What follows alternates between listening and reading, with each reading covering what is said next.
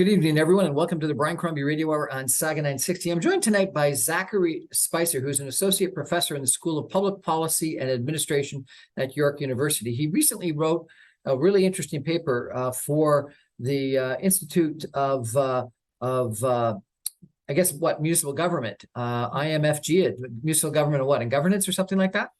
The Institute on Municipal Finance and Governance. Municipal Finance and Government, Yep. About different models of local government and technology. And I found it quite interesting, so I wanted to reach out to him to find out a little bit more about this. Zachary, welcome to the show. Thanks for having me. I appreciate it. So tell me a little bit about what you found and what you wrote. Sure. So the paper is a result of three different panels that we hosted earlier in the year with different academics and policymakers. So we looked at different ways in which technology is impacting the governance of Canada's municipalities. And we had three different panels looking at three different ways. So the first looked at the platform economy, so things like Uber, Airbnb, different sort of platform models that are affecting the way that cities regulate businesses locally. Next, we looked at smart city technology and data governance and different ways in which the data that is being collected from citizens is being used and perhaps even abused. And then finally, we looked at cybersecurity, which is a growing concern for a lot of municipal governments across the country, as there's been a rash of cyber attacks that have seized information and held a number of government systems for ransom. So we were trying to sort of examine three of these sort of pressing technology issues and examining what policymakers can do, given that these are three fairly new and different challenging areas in which they are now being confronted with. So you've called Uber the platform economy. Explain what you mean by that. Yeah, so so Uber, Airbnb, firms like this generally operate on platforms. So platforms that you have on your phone, and essentially they are businesses that are operated through that particular platform. So Uber doesn't own really any vehicles. Airbnb doesn't own any houses or hotel rooms or anything like that. But they provide a platform that allows customers and operators to basically connect. So this is a new way of doing commerce, and it is challenging the way that municipalities traditionally regulate some of these services. So municipalities have always had the ability to regulate transportation for hire services like taxis. That's being challenged and has been challenged over the last decade or so. Same thing with hotels, right? This is a new form of doing business, and municipalities have had a hard time figuring out the right regulatory model. And so, based on your work, what do you think the right model is? The right model is likely sort of scaling things up. So we essentially talked about how these are municipal issues, but they're really outside the grasp of some municipalities. So most municipalities regulate Uber. It is fairly common in a lot of cities, but what we had noticed is that the regulatory model is lacking in some regards, and that municipalities don't really have the firm ability to sort of force Uber to make changes that they would like. Uber also operates in a model that sort of shifts transactions. So when we only had taxis, a lot of that money stayed within the actual community. So this was people locally who were driving others around. Everyone was local to, say, Toronto or somewhere else. With Uber, a lot of that money is being shifted out of the local economy. So Uber takes a pretty hefty piece of each of those transactions. So it depletes local economies as well. Municipalities, however, lack the regulatory reach to regulate the commerce on that side. So municipalities are really being challenged by the scale of some of these firms, which are essentially global. So what do they do? Well, that's the challenge. So we recommended a couple of things. First off is that they need to sort of work together. The province needs to come in and essentially assist them. We also talked about smart city technology, where there is essentially a data governance component that municipalities don't have the ability to essentially regulate, so privacy and stuff like that. So municipalities need to work with the provinces and the federal government to come up with stricter data governance standards and increase the reach that they have to really kind of regulate global firms. It's a tough task, right? But these are newer policy challenges that municipalities really need to sort of grapple with. You know, we've heard lots of people have commented about sort of the challenge about Uber and Link. What's it? I can't even don't even know what the other one, Light or something like that. Don't even know what it's called. Lyft, yeah. Lyft, that's it. I apologize. And the impact on cities. But haven't consumers really decided and voted that they like this? The newer cars. And I got to tell you, I was in Dallas a couple of weeks ago. I got picked up by three different electronic vehicles, and they were gorgeous. And people said they justified buying really fancy, nice electronic vehicles because they made so much money being an Uber driver, which was shocking to me. They like the app. They like being able to tell someone to come to wherever they are, knowing, who the driver is and what the stars are the driver has, and it automatically being paid for by a credit card and not having to, fumble around for the last couple of minutes in the car with cash or credit card or paying the tip or whatever it is. So consumers have decided this is a better system than the system that the municipalities have supposedly provided for us with their great smart regulation in the past. Mm-hmm. Yeah, essentially.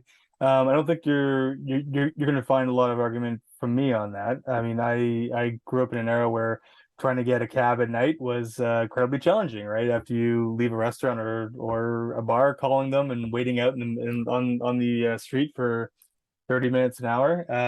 So the old way of regulating transportation for hire systems essentially revolved around a cap on licenses, and this created a essential scarcity on these licenses. So essentially, to buy one of these on the aftermarket, in some cases, costs hundreds of thousands of dollars. So it was essentially a system that was ripe for disruption. The question now is that how much control municipalities have over dictating things like safety and everything else. I think consumers absolutely have determined that they want firms like Uber to stay, and we're not advocating for getting rid of them. I don't think any jurisdiction across Canada is still operating with a ban.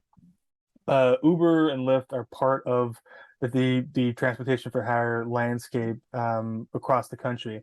What we were really trying to focus on is what happens with that regulatory regime when you need to change it, right? And so Uber kind of got a preferred regulatory landscape, which we have.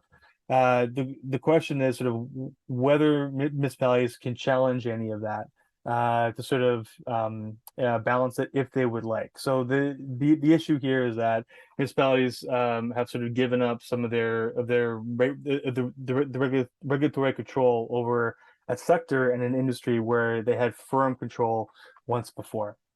But I guess I go back. I think the consumers have said we actually like the mass consumer regulation more than having a city government regulating. Effectively, what they're saying is you didn't do a very good job regulating. You, in fact, created a system that wasn't overly attractive, and Uber could come in or Lyft could come in and provide a far better service. And having people vote up or down or stars is a far better way of regulating than having whatever inspectors that you might have that are the regulators. And in the end, wasn't that regulation only an excuse to capture some money and potentially create an oligopoly where the medallions or licenses were limited such that you could keep wages up?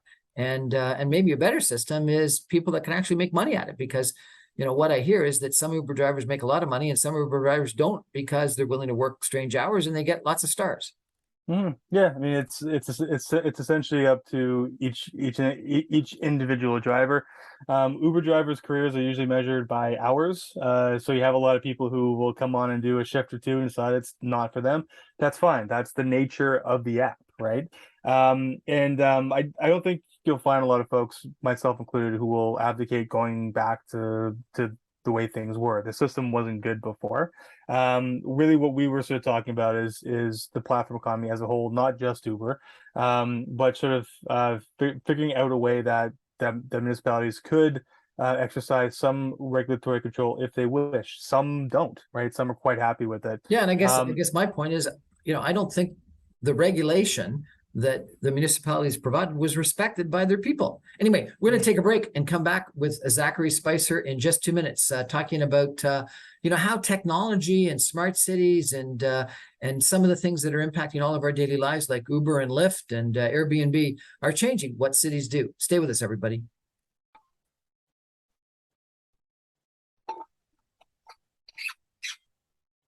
Welcome back, everyone, to the Brian Crombie Radio Hour on Saga 960. We're chatting tonight with Zachary Spicer. I should say Dr. Zachary Spicer, or Professor Zachary Spicer. He is an expert on some municipal issues. We're talking tonight about a book and a paper he wrote on how platform economy and innovation and things like that have changed cities and changed how cities regulate.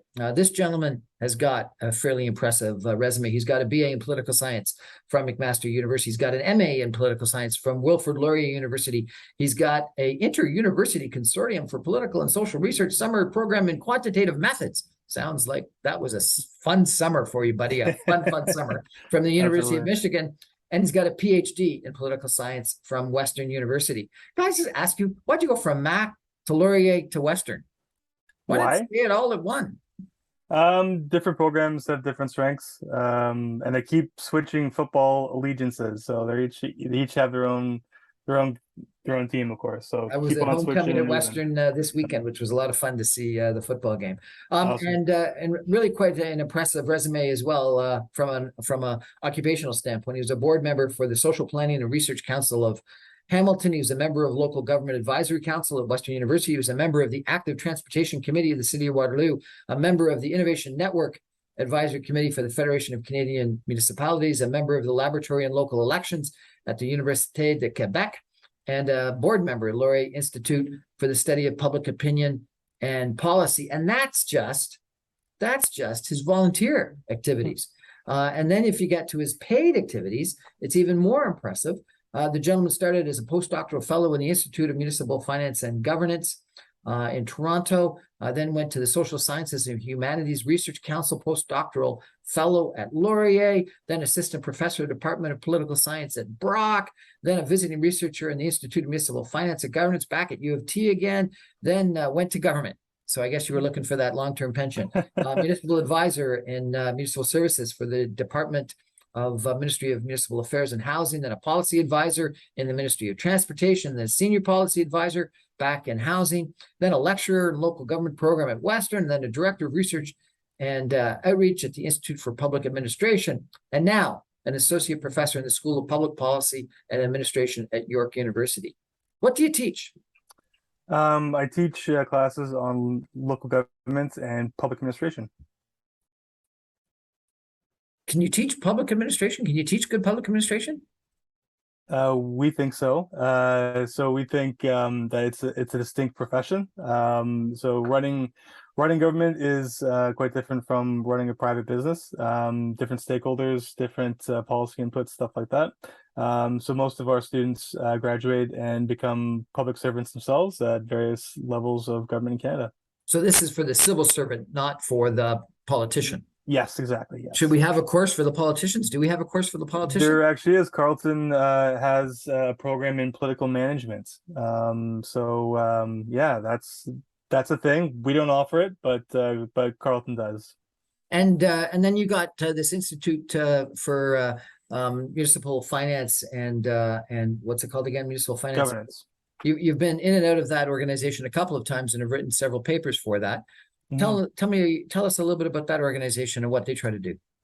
Yeah, so the IMFG is a research institute focused primarily on municipal finance and governance. For the most part, they focus on issues like taxation, budgeting, and different governance changes, different ways we can improve the governance of cities.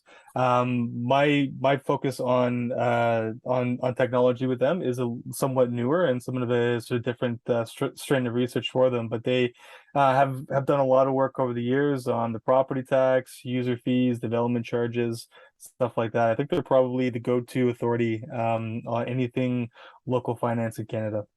And then you've recently published a book called The Platform Economy and the Smart City: Technology and the Transformation of Urban Policy.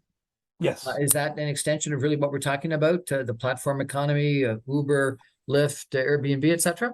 It is, yeah. So there we sort of connect some of the underlying economic logic between the platform economy and what we're seeing with smart city development in Canada. So that was a edited volume. We brought together about 20 different authors, and turned out great, I thought, and happy to chat about that as well if you like.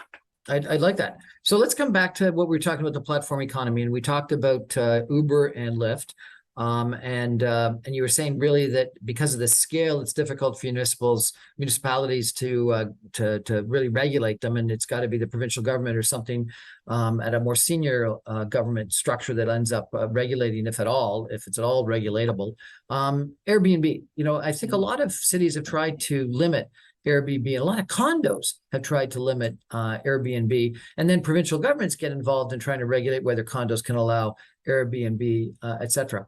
And I guess some of it is just my argument about taxis, that government just wants the hotel tax that they were getting beforehand.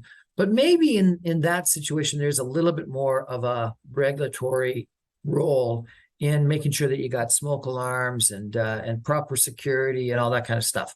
What do you think? Is Airbnb more complicated from a regulatory standpoint because the regulation is more important, or is it the same as Uber?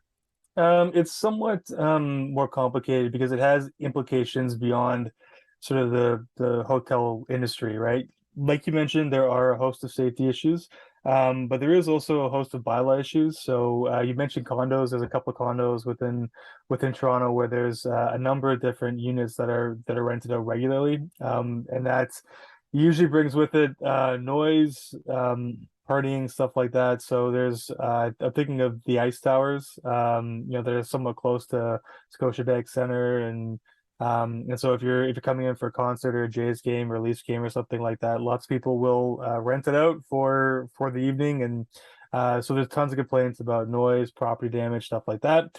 And then on the other hand, there are fairly grave concerns about the impact of Airbnb on the local rental market. Renting out a unit on Airbnb, if it's in a pretty good location, will probably yield a lot more on a month-to-month basis than having a tenant in a traditional rental agreement. So there is some concerns there as well that the proliferation of Airbnb can really hollow out the rental market locally. Is that bad? I think if you're trying to rent a unit, probably But that. if you own that condo or that house, and you Mhm. can make more money renting it on a short-term basis, we live in a capitalist economy. Why don't you have the right to do that?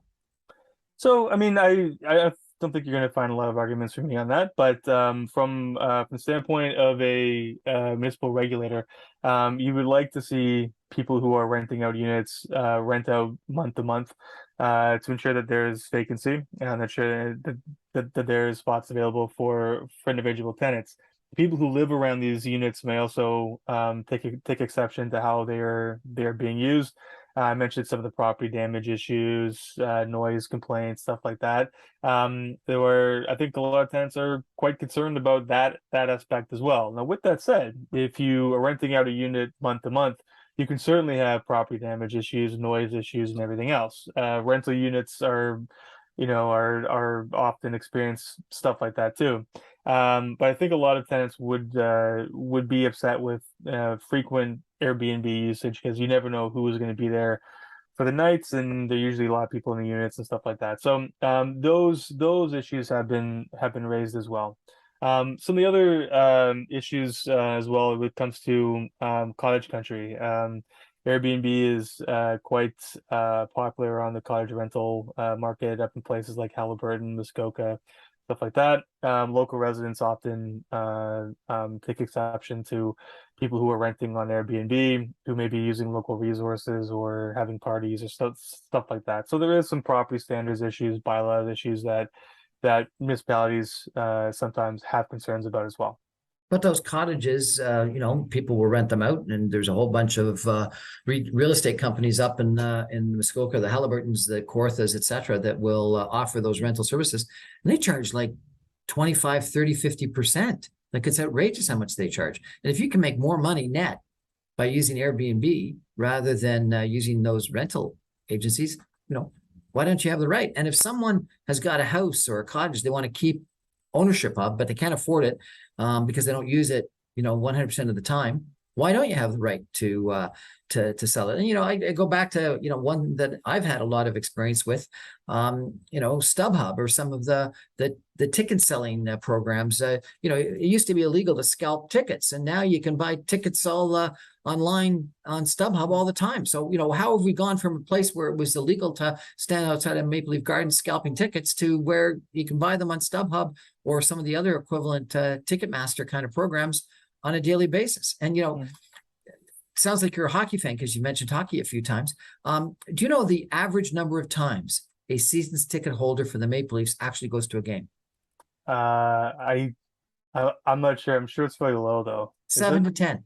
7 to 10. 7 to 10, which means that what do they do the other 30 games a year? They sell them or give them or rent them or whatever to other people, right? Yeah. And so all that StubHub does is, or Ticketmaster does. So these platforms, aren't they providing, to be successful, a service that the consumers are demanding? And we live again in a democratic capitalist society. If consumers are demanding them and liking them, and it's better than having, a house you can't afford, a cottage you can't afford, and you have to sell, or season's tickets you have to give up, I've met so many Uber drivers that are making ends meet because they moonlight driving an Uber once in a while. Isn't that all good? Yeah, I mean, so the platform economy allows users to do kind of an end run around local regulations and in some cases laws, right? So yeah, you used to have to stand out in front of the ACC or the Skydome or whatever and sell. Now you can put them online and sell them from the comfort of your home, right? So the platforms allow you to do that. So the platforms connect users and they bypass regulators. So in some cases, that means that we need to change our regulatory purview, right? Municipalities simply can't out-regulate Uber, right? You can't get in there and say that Uber can't really operate. We actually tried that. The early days, municipalities said, well, this looks like a taxi company. It should be regulated like a taxi company. But they very soon realized that it's very hard to make them stop, right? So I think that that municipalities are reassessing their regulatory reach and their ability, and to what extent it is worth fighting some of these firms. Is it worth saying that you can't resale season tickets to the Leafs for individual games? Is that a fight that municipalities are really willing to have? In some cases, no, right? But I think what some municipalities may have concerns with is some of the sort of broader contextual challenges around, like I mentioned, with Airbnb, the rental market, and stuff like that, right? So I think that some of them are struggling and challenging, trying to wrap their heads around some of those issues. If you are concerned about the state of your local rental market, is it worth having the fight with Airbnb? Or is it worthwhile to sort of find a different policy route? So each municipality has to kind of walk down this road, right, and think of themselves as sort of what should we be doing about this, essentially, right? Where does it make sense to spend the resources, have the fight, and how are we, best protecting ourselves and the people who live here without stepping in the way of folks who are, trying to maximize assets, right? Because So like you mentioned, these are. I interviewed the deputy chief economist for CMHC, who said that we need 1.5 million more homes than would otherwise be built in the Greater Toronto Area in the next 10 years. Otherwise, we won't have any kind of sense of affordability. And he suggested that low interest rates was somewhat causing the problem of high prices today. Foreign buyers were causing some problem. He didn't even mention Airbnb, which is interesting. So and he said the biggest problem was governments taking too long, costing too much money in getting approvals. And he really leveled it at government. And, I think about a condo developer that's trying to develop a condo.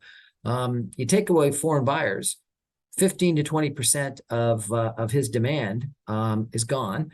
And so therefore, it's going to take him longer to get up to his 80% that he needs to get to before he can get his construction financing. And if you're worried that some of those condo investors are going to be renting for Airbnb and they're no longer allowed because some government gets involved and prohibit it, that's taking out another thing. So I could argue the opposite, that by restricting foreign buyers and restricting Airbnb renters, you're making it more difficult for condos to achieve their 80% sales threshold, get the construction financing, and build their buildings. And so therefore, by definition, you're going to actually harm your supply of rental markets. And, the vast majority, I would have thought, of rental properties in the last little while, in Toronto at least, has come not from purpose-built rental buildings, but from renting out of condos that are bought by private investors.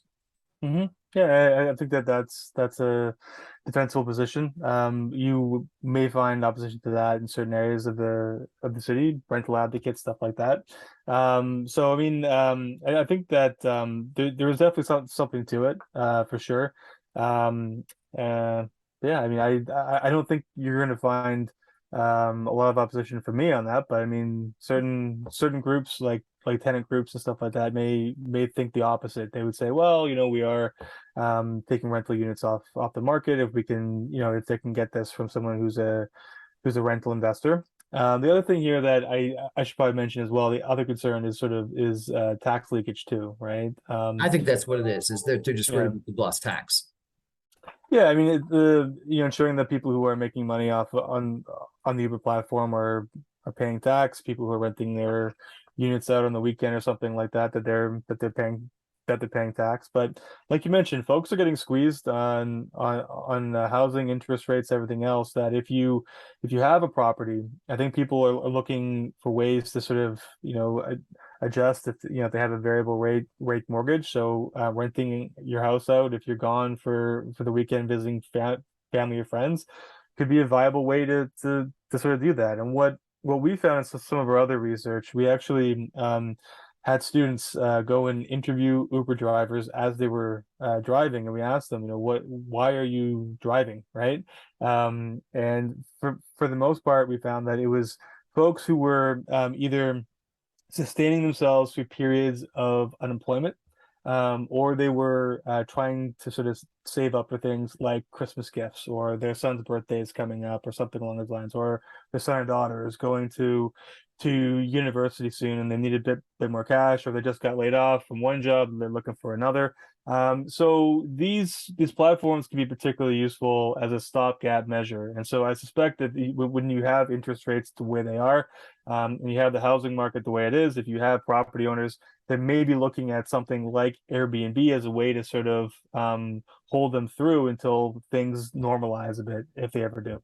I agree. I think it's actually a great development. And I guess I fear, you're the smart professor and researcher and book author, but I think it really is that the public has decided that they're a better regulator than the regulator is a regulator. They think that they can do a better job with stars and likes and evaluations of themselves personally, of Uber or Airbnb or whatever it is, than trusting some municipal regulator that is going to actually say he's a better regulator. That's what I believe. Anyway, we're going to take a break for some messages and come back in just 2 minutes with Zachary Spicer. And I'm going to ask him about the second topic that he talked about, this whole smart cities concept, and whether our cities really are becoming smarter, and how that's impacting our lives. Stay with us, everybody.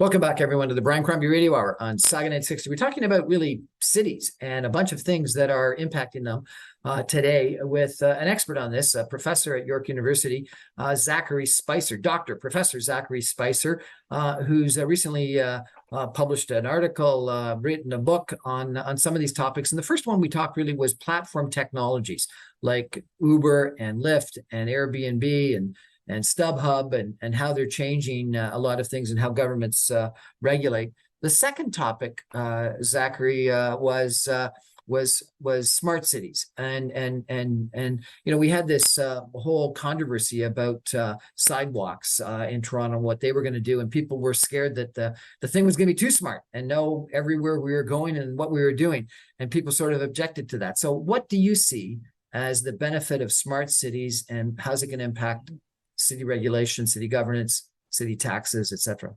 Yeah.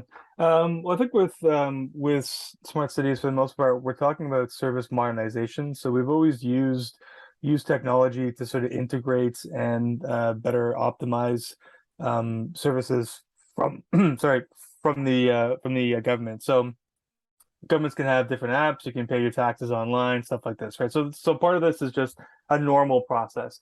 Smart cities give us the opportunity to sort of better utilize resources. So, for instance, we can use road sensors to better understand traffic patterns and set traffic lights to like a way that they can alleviate traffic. We can monitor transits. We can monitor resources like water levels. There are smart waste bins that signal when they are Smart full. waste bins? Really? Smart Seriously? waste bins, yeah. So as opposed to sort of having guys who will go around and check public waste bins, the bin tells you when it's full. So you can deploy men to go out there and take the garbage away then, as opposed to sort of waiting, right? So we can better utilize resources. There's a way to sort of help cities become more sustainable, more efficient. I think we can better utilize tax dollars.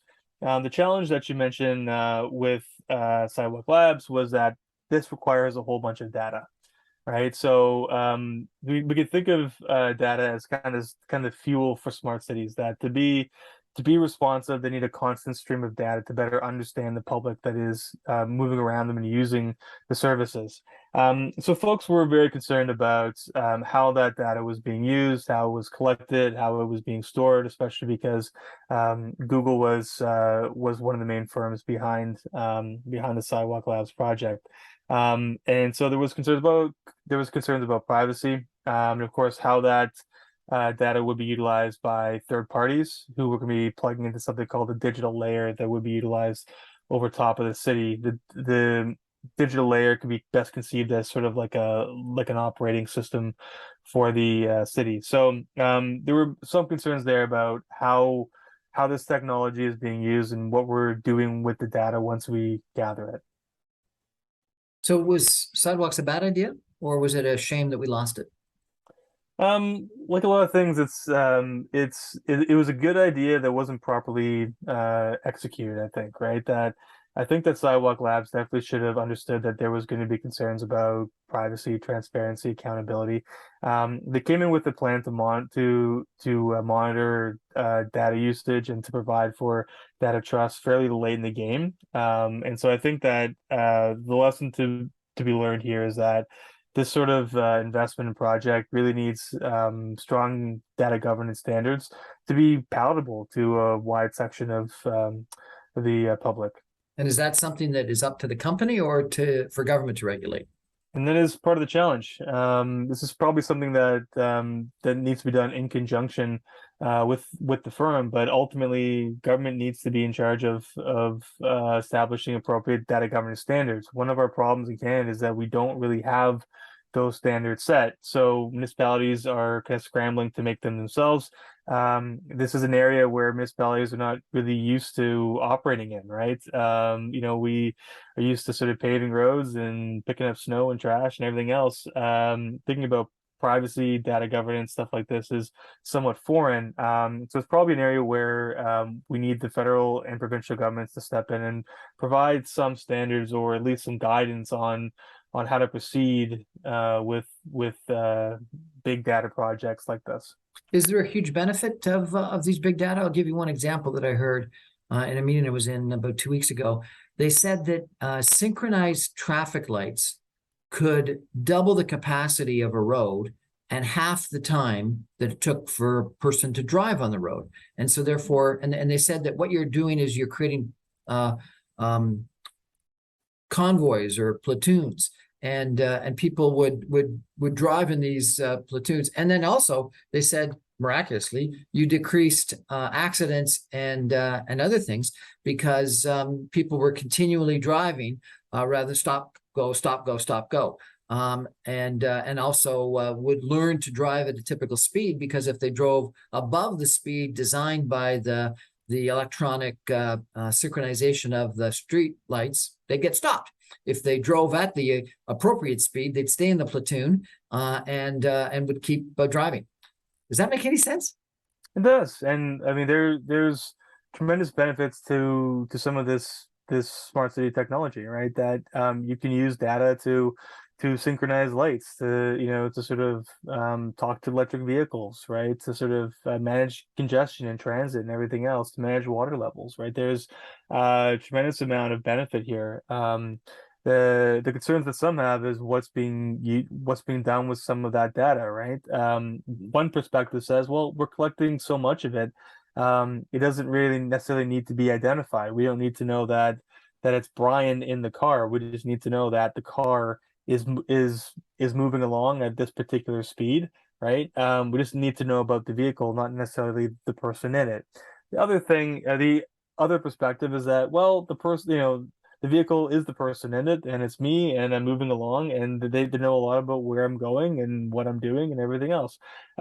So I think that like everything else, there's tremendous benefit here, but there needs to be sort of balance with some appropriate standards or guidelines about how that data can be used and stored, how it can be shared. Right now, there really isn't any sort of appropriate guidelines about who has access to that data and what could be done with it. The third issue that you wanted to talk about was cybersecurity.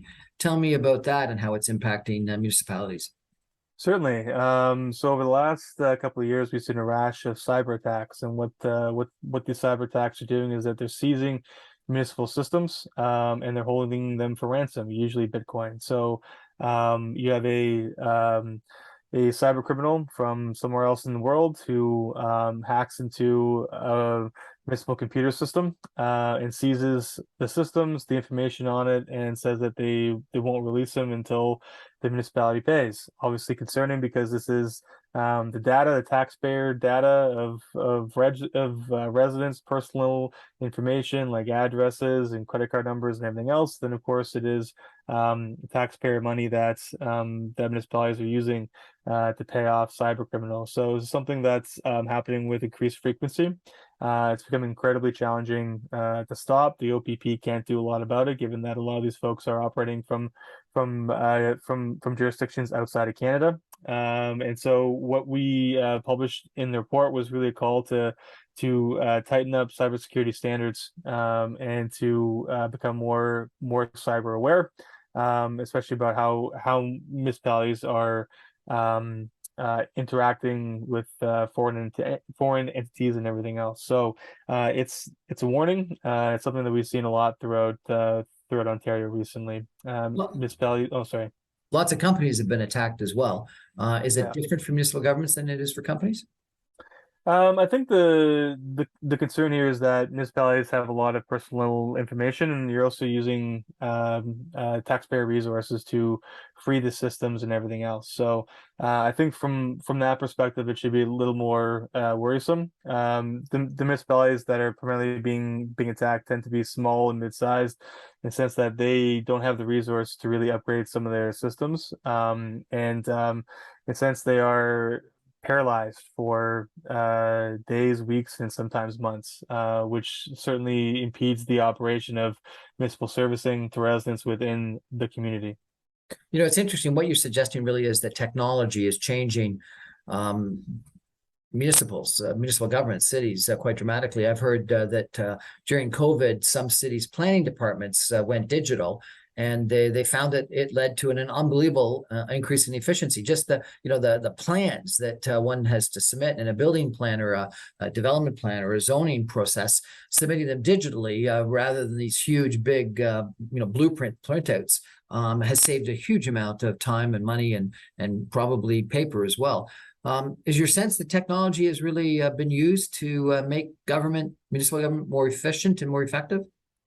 Certainly, and I think that this is a continual process. I think that COVID certainly accelerated some of it, for sure. But municipalities across the country are slowly understanding, how modernization and especially digitization can help speed up services, but also help them interact with the public in a way that the public wants to interact with them. Like, we do a lot of things online from our phone, whether it's banking or communicating, dating even. We're a digital culture, so government has to match that. We have to match the heightened expectations of residents, and so When are we're we going to be slowly able to getting vote there. online? Yeah, a lot of municipalities are, about 180 across the province of Ontario. In fact, Ontario is a world leader in that. Oh, really? I didn't know that. Yeah, yeah. We Fascinating. have the highest amount of density of online voting in the world is here in Ontario. I did not know that. That's fascinating. Is there, a city that's got it right? You talk about, number one, dealing with platform economies. Number two, smart cities. Number three, cybersecurity. We've also added to that sort of productivity and efficiency measures. Is there a city that's got it right, that's doing it better, adapting to technology and incorporating technology better than the average? It's tough to sort of think of one in particular. I think a lot of the municipalities in the GTA are doing a fairly good job on this front, especially when it comes to cybersecurity. Toronto has a very advanced and very very mature cybersecurity operation. On the smart city front, a lot of places in the GTA like Mississauga and Vaughan have very ambitious smart city plans. I think on the platform economy, you find pretty consistent regulation across the GTA. So I mean, there's a lot of places doing a lot of things well. The ones that tend to have pretty good capacity to sort of take on newer technology challenges, and the staff and and the people and the talent to sort of realize kind of how to utilize it properly. The municipalities that seem to struggle a bit are the smaller to mid-sized places where there's huge resource constraints, capacity constraints, staff constraints, stuff like that. So more resources tend to sort of figure these things out well. So many cities have tried to compete for economic development by lowering taxes. I think that if they just competed by saying we're going to actually deal with building permits or development permits or business permits or whatever it is that you've got to come to the cities for in half the time that everyone else does, because we've got better digital technology to master it, I think they would be surprised at how many people, just want to move places where the regulatory red tape is quicker. May not approve anything that shouldn't get approved, hopefully won't, but we'll just deal with it in a more efficient, effective manner.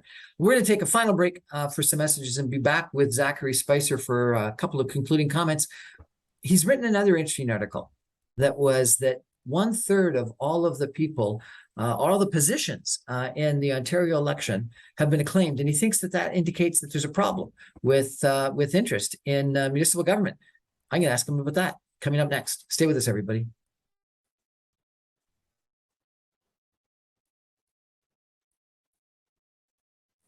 Welcome back, everyone, to the Brian Crombie Radio Hour on Saga 960. I'm chatting tonight with Professor Dr. Zachary Spicer, who's an assistant professor at York University, dealing with educating our next generation of civil servants and public policy experts.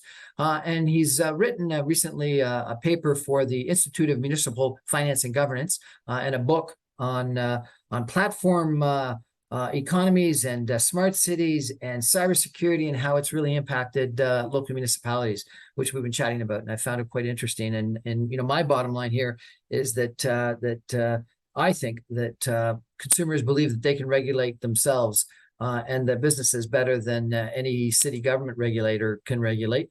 And so they've chosen to go for the Airbnbs and the Ubers and the Lyfts, etc.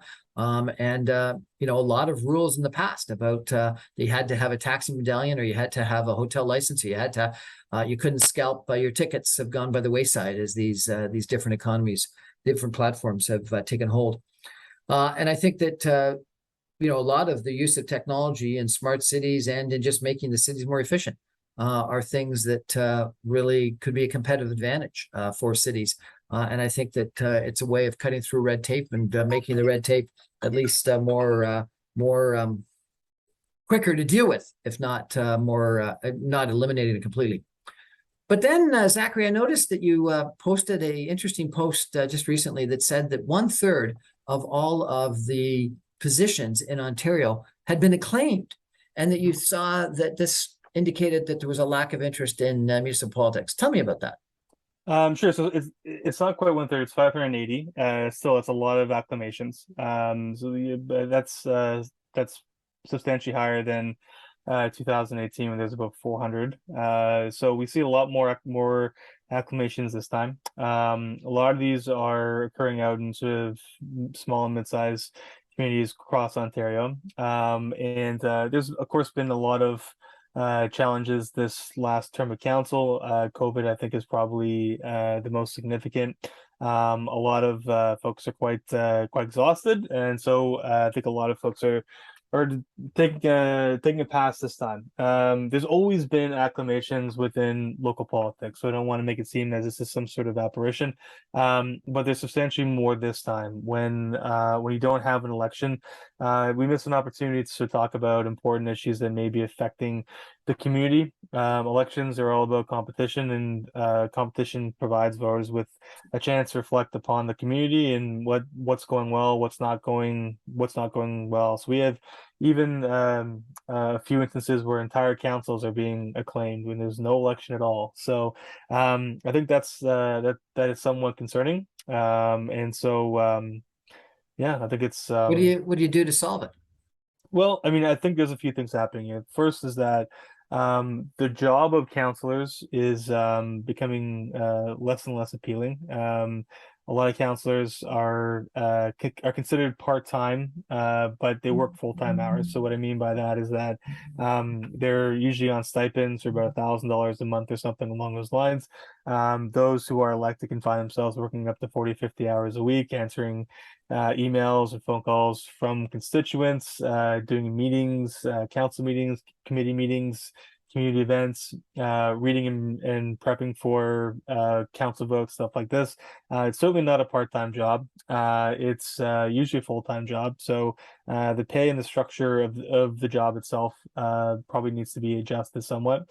And I think generally some of the issues that the council has been dealing with for the last 4 years have been particularly challenging. It's been a hard and frustrating term of council, and so I think a lot of folks are thinking about taking a pass this time. Things may rebound next election cycle, perhaps when people are a bit more rejuvenated. But yeah, essentially, I think the structure of the job in a lot of communities needs to be rethought. I think the other problem is that the power of incumbency is very strong, and so it's very difficult to defeat an incumbent. I'd like to see some study by IMFG at some point in time about what the probability is of beating an incumbent, because I think it's got to be incredibly low without a party structure, with first past the post. I think it's very challenging to beat an incumbent just because name awareness counts for so much, particularly with low turnout. I interviewed an interesting guy by the name of Steve Lafleur. I'm not sure if you know the gentleman. I know Steve, yeah. He's a public policy analyst, senior policy analyst, and he said, going back to the hockey analogy that we started talking about a little while ago, he said that municipal used to be thought of as a farm team where you'd go and learn the ropes before you then graduated to provincial or federal politics. He says now it's like an Eastern European hockey league where the guys that can't make it in the NHL go. And he said, when you're the failed leader of the NDP, the failed leader of the Liberal Party, the failed leader of the PC Party, you become mayor of Toronto and run for mayor of Vaughan and mayor of Hamilton. What do you think of that? Is municipal politics an Eastern European hockey league? I like Steve's analogy. Steve is a very smart guy, very creative guy. I think there's something to it. There has long been a tradition that there is a bit of a progression, right? Councillors become mayors, mayors become members of parliament, members of parliament become cabinet ministers, and perhaps even premiers and prime ministers, right? A lot of folks are sort of, kind of taking a different path. There are some who prefer local politics and will be a counselor for a number of terms, but yeah, there is this sort of trend where MPPs who are not elected or not re-elected come back to municipal politics. The last election showed that a lot of Liberal MPPs who were not re-elected in the last election, they immediately turned to local politics, and so we've actually seen that this time too. A lot of them are running again or running for the first time. So I think Steve's on to something there. The Well, tide is I know turned. several instances of sitting city councilors that ran for provincial politics, didn't win, and are running again for their old city council seats. It's a backup job. Yeah, in a way it is, and I think that That's not good. no.